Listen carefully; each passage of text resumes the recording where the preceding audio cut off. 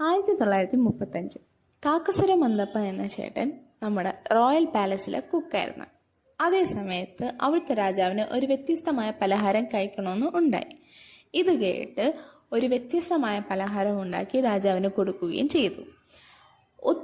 ഈ പലഹാരം കഴിച്ച് ഒത്തിരി ഇഷ്ടപ്പെട്ട രാജാവ് ഇതിന് മൈസൂർ പാക്ക് എന്ന് പേരിട്ടു. അതിനുശേഷം ഇത് ഞാൻ മാത്രം കഴിച്ചാൽ പോരാ, ഈ ലോകം മൊത്തം അറിയണമെന്ന് രാജാവ് പറയുകയുണ്ടായി. അങ്ങനെ 1936 അങ്ങനെ പുതിയ കട തുടങ്ങുകയും തലമുറകളായി കൈമാറിക്കൊണ്ടു പോകുന്ന ഈ കടയുടെ പേരാണ് ഗുരു സ്വീറ്റ് ഷോപ്പ്. മൈസൂർക്കാരുടെ സ്വന്തം മൈസൂർ പാക്ക് കിട്ടുന്ന ഗുരു സ്വീറ്റ് ഷോപ്പ്. അങ്ങനെ ഞങ്ങളും വന്നു മൈസൂർ പാക്ക് കഴിക്കാനായിട്ട് ഗുരു ഷോപ്പിൽ. ഇവിടുത്തെ തിരക്കുകൾ കണ്ടപ്പോഴാണ് മനസ്സിലായത് അത്രത്തോളം രുചികരമായ മൈസൂർ പാക്ക് കഴിക്കാൻ ആളുകൾ വീണ്ടും വീണ്ടും വന്നു ചേരുന്ന ഒരു സ്ഥലമാണ് ഗുരു